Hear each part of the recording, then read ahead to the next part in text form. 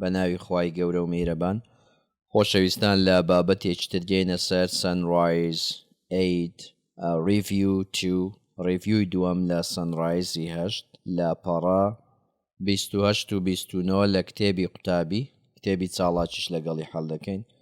ریڤیو پێداچوونەوەیە بەو چەند دەرسێکەوە لە یونیتی 2 خوێنمان. Okay, خۆشەویستان. Read and complete for each number 1 and 10. Choose word A, B or C. لێرە بۆشاییمان هەیە، بۆشاییەکانم پڕ کردوتەوە، خۆی ئەوانە هەڵدەبژێری. یەکەم C, should, parade, near, most, best, visit, most.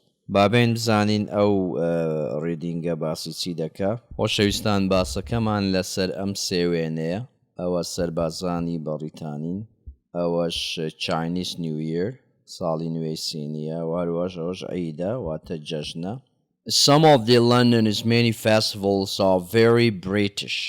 Some of the London's many festivals دەڵێ زۆر لە فیستیڤاڵەکانی لەندەن are very British، زۆر بەریتانیە، واتە محەلیە، بەس خەڵکی بەریتانیا بەشدار دەبی لە فیستیڤاڵەکان.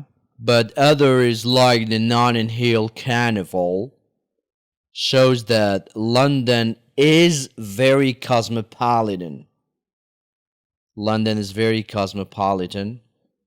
بەڵام هەندێکی تریان وەکو Notting Hill Carnival، کارنەڤاڵی Notting Hill، ئەوە نیشاندەکەوە London is very cosmopolitan. London زۆر نێودەوڵەتیە، ئینتەرناشناڵیە.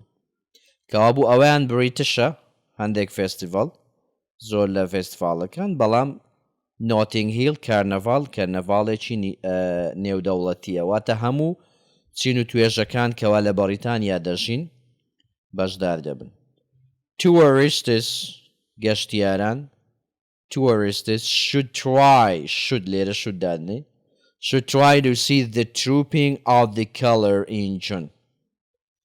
گەشتیاران پێویستە هەوڵی دیتنی سەربازەکان بدەن بە ڕەنگی جیاواز، واتە the trooping of the colour ئەو سەربازانێکە چەندەها ڕەنگ لەبەر دەکەن in June لە مانگی 6.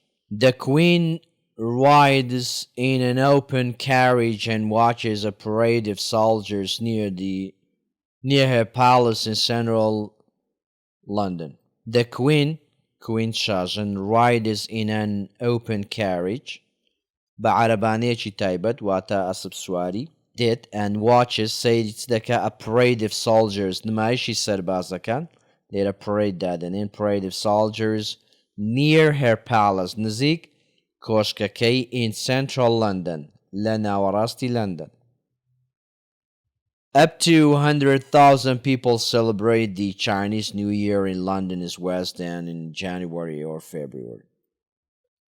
Up to 100,000 people، زیاتر لە 100,000 خەڵک ئاهەنگ دەجێڕی، ئاهەنگی سەری ساڵی سینی in London's West End in January or February. لە کۆتایی ڕۆژئاوای لەندەن لە مانگەکانی 1 یاخود 2، واتە West Endi London in January or February. There are line dances. لێرە سەمای شێر هەیە، fireworks تەلقە تەندور و گەمەی ئاگرین هەیە and stages with traditional Chinese music and dance. و stage هەیە، stage ئەو شوێنانن کەوا بۆ نمایش ئامادەی دەکەن with traditional Chinese music and dance کەوا ئەوەش بە دانس و سەما و مۆزیقای سینی نەریتی خۆیان، دابوو نەریتی خۆیان دەیکەن بەڕێوە دەچێت. It is the most important festival of the Chinese year. ئەمەیان گرنگترین most important واتە گرنگ، کە دەڵێ most important واتە گرنگترین فێستیڤاڵی of the Chinese year ساڵی سینیەکان. Guy Fawkes night is on 5 November.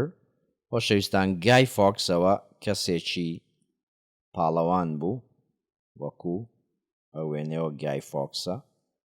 Night is on 5 November لە شەوی 5 11 in the year 1605 لە ساڵی 1605 Guy Fawkes failed to kill the English king. Guy Fawkes فەشەلی هێنا لە کوشتنی پادشای ئینگلیز. People celebrate this with bonfires. خەڵکی ئاهەنگی ئەوە دەجێڕن بەچی بە bonfires بە ئاگرکردنەوە and fireworks. Bonfires and fireworks بە ئاگرکردنەوە و تەلقە تەندور و گەمەی ئاگرین. Many children think this is the best night of the year. زۆربەی منداڵەکان پێیان وایە ئەمە خۆشترین شەوی ساڵە.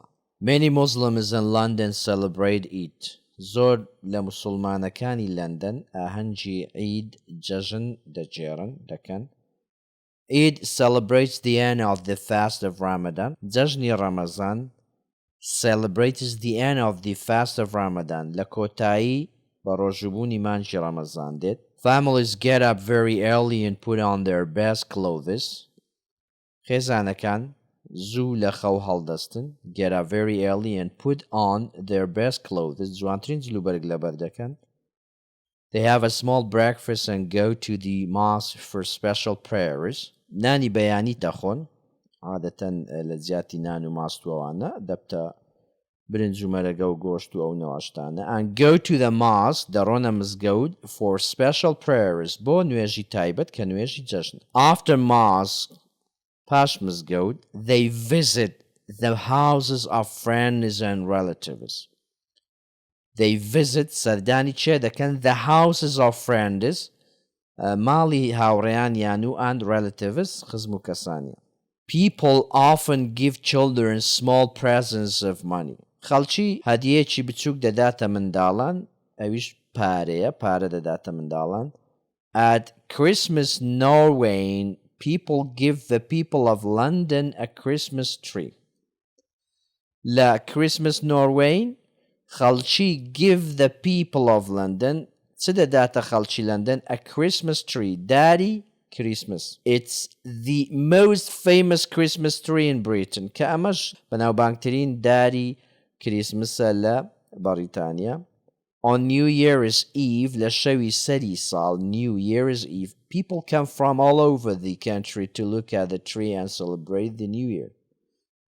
خەڵکی لە هەموو بەشەکانی وڵات لە هەموو پارچەکانی وڵات دێن to look at the tree سەیری دارەکە بکەن and celebrate the New Year و ئاهەنگی سەری ساڵی نوێ بجێڕن. Copy and complete with comparative or superlative adjectives. خۆشەویستان ئەوەیان کۆپی دەکەین و تەواوی دەکەین بە پلەی بەراورد و پلەی باڵا. ئاوەڵناوەکانی پلەی بەراورد و پلەی باڵا. The real carnival is the بۆشایی carnival in the world. کەوابوو ریۆ کارنەڤاڵ ریۆ ئەو لارجە دەبتە چی مادام the هەیە وشەی the largest گەورەترین کەرنەڤاڵە لە جیهان. Notting Hill Carnival is the street party in Europe. Exciting دەبتە چی the most exciting لەبەرەوەی بڕگەک زیاترە مۆستی وەردەگری پلەی باڵا superlative. کەوابوو Notting Hill کەرنەڤاڵ Notting Hill دەڵێ خۆشترین the most exciting street party خۆشترین حەفلەی شەقامە in Europe لە ئەوروپا. Okay, Carol is than Jack at swimming. لێرە بەراوردی دوو کەس دەکات. Carol لەگەڵ Jack لە چی at swimming لە مەلەوانی وشەی بادیدا باد دەبتە چی دەبتە worse. Carol is worse than Jack at swimming. چکە ئەو بادە شازە نابتە بادر دەبتە worse. Carol خراپترە لە Jack لە مەلەوانی کردن. یعنی دەتوانی بڵێ Jack is better than Carol at swimming. Okay.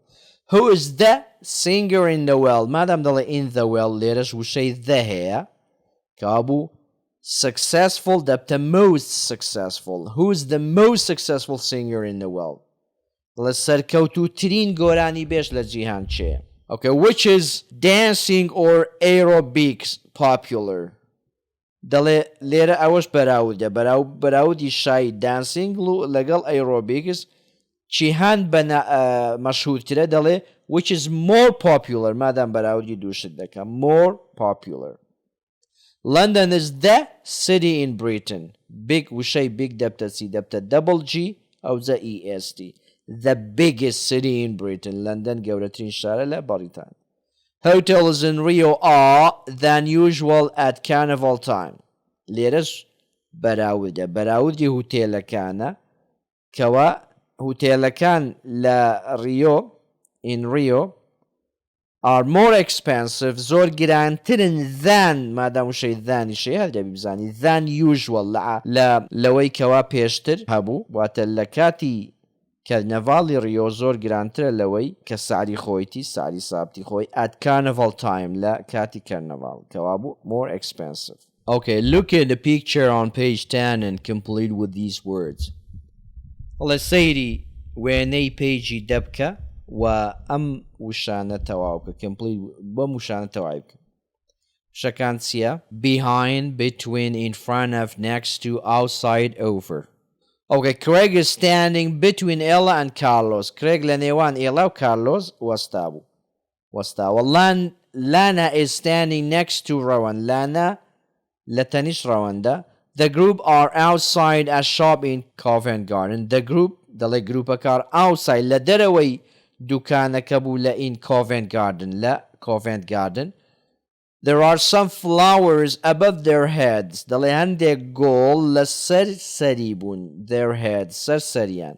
There are some flowers above their heads سەر سەریوان. The tall man is behind a girl in a red hat. دەڵێ پیاوە درێژەکە the tall man is behind a girl لە پشت کچەکە بوو in the red hat ئەوەی کلاوە سوورەکەی لەسەر بوو کچە کلاوە سوورەکە. Jack is standing in front of the tall man.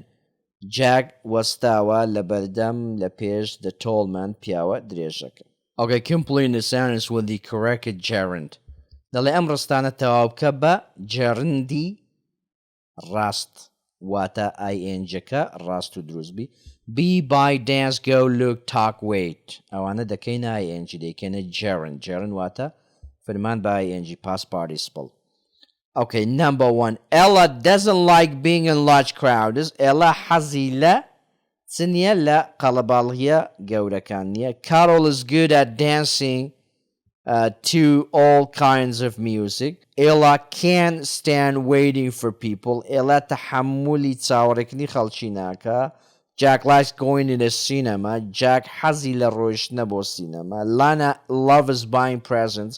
Lana حەزی لە کڕینی هەدیەیە. Carol hates being lost. Carol ڕقی لەوەیەکەوە بزربی یا ڕقی لەون بوونە لەو بزربوونە. Okay, put the words in the right order. دەڵێ وشەکان لە شوێنی ڕاستی خۆیان دابنێ. Europe's party street it is best. دەڵێ it's Europe's best street party. بەو شێوەیە ڕێکی دەخێ. Jewelry wear expensive shouldn't you? دەڵێ you shouldn't wear expensive jewelry. Is YTV the cinema opposite stage? The YTV stage is opposite the cinema. Next, she's banned to the dancing. She's dancing next to the band. People I stand for can waiting. I can't stand waiting for people. Number 6. Find the incorrect word. Dale wusha na rasta kan bedo, so write it correctly. Barasti bianusan. The band plays on a tessage. ئەوە وشە ناڕاستەکەی تێکەڵ و پێکەڵ کراوش پیتەکانی بەڕاستیەکەی دەڵێ stage. The band plays on a stage. باندەکان لە چەندە نمایش دەکەن لە سەر ستەیجەکان لەسەر مەنەسە و ئەو شوێنانەی کەوا بۆ نمایش دانراون نمایش خۆیان دەکەن. 2. Rio is very PSEEXINV at carnival time. Oh, it's susheka, awushe, expensive. Rio is very expensive at carnival time. Rio zor girana lakati carnival. New Year and Guy Fawkes are both English Elvis festivals. Dalisali Nueu Guy Fawkes are both English festivals. Festivali Inglesina. Okay. We can buy a newspaper at a Snatui news agents. Our news agents. Wata Rojnama Frosh. We can buy a newspaper at a news agents.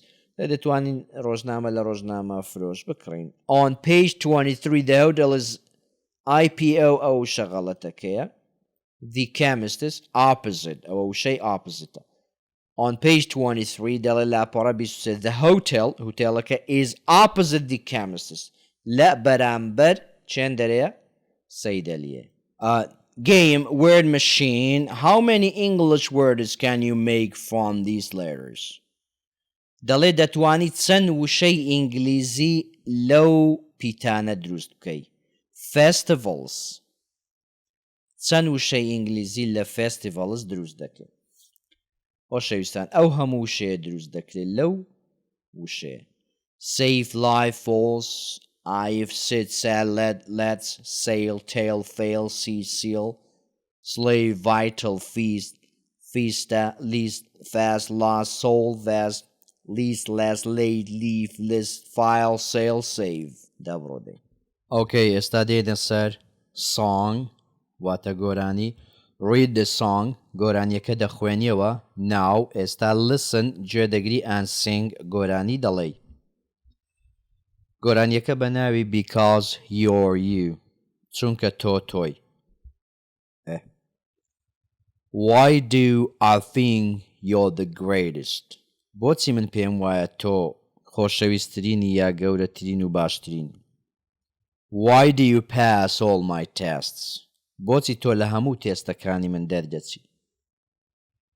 Why do I always think of you? بۆچی من هەمیشە بیر لە تۆ دەکەم. Why do I think you're the best? بۆچی من پێم وایە تۆ باشترینی. بۆ چونکە I do because I do چونکە من وا دەکەم تۆ وابی.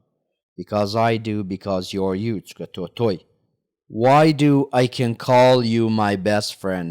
بۆچی بانگت دەکەم دەتوانم بانگت کەم وەکو باشترین برادر. Why do I answer your calls? بۆچی وەڵامی تەلەفۆن و پۆڵەکان دەدەمەوە. Why do I need you around me? بۆچی پێویستم بە تۆیە لە دەوروبەرم بیت. Why do I like you at all? بۆچی هەرگیز تۆم خۆش دەوێت. Because I do, because I do, because you're you چونکە تۆ تۆی. When I'm in need you are beside me. کاتێ من پێویستمە تۆ لە تەنیشتمی. First you give me your sympathy. یەکەم جار سۆز و عاتیفەتم دەدێ. Then you make me laugh when I sometimes want to cry. اینجا وا دەکەی پێ بکەنم کاتێک هەندێک جار دەمەوێ بگریم. Because you're you, because you're you, because you're you چکە تۆ تۆی سێ جار. Why do I think you're the greatest? بۆچی من پێم وایە تۆ خۆشەویستترینی باشترینی.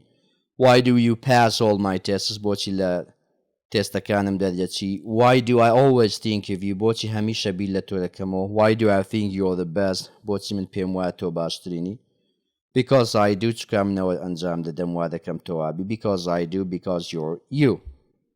Okay خۆشەویستان activity book ئەویش ریڤیومان هەیە لە پەڕەی activity book 22-23. Okay لە پەڕەی 22-23 activity book. Look back at unit 2 and complete. دەڵێ بگەڕێەوە بۆ unity 2 تەواویکە lesson 1. The Notting Hill Carnival is smaller than لێرە smaller than بەراوردە لەگەڵ وشەی than the carnival in Rio. Carnival Notting Hill بچووکتر لە Carnival Rio 2. Rio has the biggest and most spectacular carnival in the world. Rio has the biggest. Rio گەورەترین و ناوازەترین کارنەڤاڵە in the world لە جیهاندا. 3. The group should stay together. گروپەکە پێویستە لەگەڵ یەک بمێننەوە لەگەڵ یەک بن. Should اینجا فەرماندی ئەگەر should هات بە ئەوە دەبتە فەرمان. Carol shouldn't go off on her own. Carol نای بە کەیفی خۆی بڕواتە دەرەوە یا بڕواتە ئەولاولا. She's dancing in front of the food stall. She's dancing in front of this food stall. دەڵێ لە بەردەم خواردنگەیەک سەما دەکە دیارە حەزی لە بزانە فەلافلەکە شتەچێ بیدەنێ. You can book a flight at the travel agency. تۆ دەتوانی تیکێت بکڕی یا حەدسکە at the travel agency لە ئاژانسی گەشت. Lesson 3. Carol is good at dancing and she loves going to festivals. Carol باشە لە سەماکردن و حەزیشی لە ڕۆژنە بۆ فیستیڤالەکان. Ela doesn't like being in large crowds and she can't stand waiting for people. دەڵێ ئیلا حەزی لە قەڵەباڵغی گەورەکان نییە و ئانوەش تەحەمولی چاوەڕێکردنی خەڵکیش ناکە. 9. Chinese New Year is the longest and most exciting holiday of the year. دەڵێ سەری ساڵی سینیەکان درێژترین و خۆشترین عوتڵەی ساڵەکەیە. Okay. Correct sentence. ڕستەکان ڕاست دەکەوە. Carol thinks Brazilians are the better dancers in the world. ئەوە تێکەڵ پێکە دەڵێ Carol thinks Brazilians are the best dancers in the world. Number 2. The weather in London is worse than the weather in Melbourne. کەشوهەوای لەندەن خراپتر لە کەشوهەوای Melbourne. Which is the best football team in Kurdistan? Which is the best football team in Kurdistan? باشترین یا تۆپی پێی تیمی تۆپی پێی لە کوردستان کامەیە؟ They are standing in front of the supermarket. ئەوان لە بەردەم سوپەرمارکێت وەستاون. You shouldn't take lots of money to the carnival. پێویست ناکە پارێکی زۆر لەگەڵ خۆ بێ کەرنەڤاڵی چونکە ئەولا خیت دەکەن. You're really good at learning languages. تۆ لە ڕاستیدا باشی لە فێربوونی زمانەکان. Okay, 3. Complete the second sentence so that it means the same as the first sentence. دەڵێ دووەم ڕستە تەواو بکە تاوەکو it means that so that it means the same as the first sentence. مانای وەکو ڕستەی یەکەم بێت. The restaurant is more expensive than the cafe. دەڵێ ڕێستۆرانتەکە زۆر گیرانترە لە قاوەخانەکە. ئەتو دەتوانی بڵێ the cafe is cheaper than the restaurant. قاوەخانەکە هەرزانترە لە ڕێستۆرانتەکە. بەڵام ئەوەت لە یاد بێ ئەوە لەبەرەوەی expensive دوو بڕگەیە بڕگەک زیاترە مۆڕی بەکارنا بەڵام cheap یەک بڕگێ دەبتە cheaper. Okay. You should walk behind the band. تۆ پێویستە پیاسە بکەی لە پشت باندەکە. You shouldn't walk in front of the band. نابی لە پێش باندەکە پیاسە بکە. هەردوو چی یەکە کەوا بوو دەبی لە پشتی باندەکە بی نابی لە پێشی بی واتە هەردوو چی لە پشتە باندای ڕستەی دووەم دەکا ڕستەی یەکەم. Number 3. The travel agency is above the flower shop. دەڵێ ئاژانسی گەشت is above the flower shop. لە سەرووی دوکانی گوڵە. The flower shop is under the travel agency. لە ژێر دوکانی دەڵێ the flower shop دوکانی گوڵ لە ژێر ئاژانسی گەشتە. Number 4. Ela is quite good at dancing. Ela تاو باشە لە دانسکردن. Ela isn't bad at dancing. Ela خراپ نییە لە دانسکردن. کەواب is quite good. Well, I hate feeling cold. رقم لە سەرمابوونە. I can't stand the cold. تحملی سەرمابوون ناکەم یەکشتە. One of the biggest festivals in the USA is the celebration of Independence Day on 4 July. یەکێک لە گەورەترین فیستیڤالەکانی وڵاتە یەکگرتووەکانی ئەمریکا بریتیە لە چی celebration ئاهەنگی Independence Day ڕۆژی سەربەخۆیی on 4 July کە لە چاری هەفتە. This is the most important date in the history of the USA. ئەوەش گرنگترین بەروارە لە مێژووی وڵاتە یەکگرتووەکانی ئەمریکا. It celebrates the American Declaration of Independence from Britain on 4th July 1776 کە ئەمەش ئەم ئاهەنگەش The American Declaration of Independence ڕاگەیاندنی سەربەخۆی ئەمریکا from Britain لە بەریتانیاوە on 4 July لە چاری جوڵای واتە ئەمریکا لە بەریتانیا جیا بۆ سەربەخۆی وەرگرت لە چاری مانجی هەفتی 1776. Independence Day ڕۆژی سەربەخۆی is a national holiday. عوتڵەیەکی نیشتیمانیە and there are huge parades with bands in cities and towns all over the USA.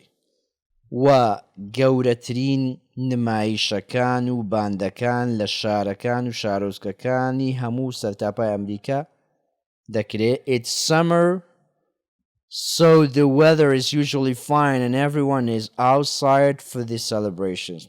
ئەو کاتەش مانجی هەفتکە واتە هاوینە بۆیە کەشوهەوا weather is usually fine عادەتەن باش and everyone is outside for the celebrations. هەموو خەڵکەکە دێنە دەرەوە بۆ ئەم ئاهەنگانە. There are parties in the streets. حەفلەکان لە شەقامەکان دەکرێن. There are parties in the streets and fantastic fireworks و تەلقە تەندور و گەمەی ئاگرینی زۆر خۆش نایاب خۆش سەرنجڕاکێش at night لە شەودا. Another very important day for Americans is Thanksgiving Day.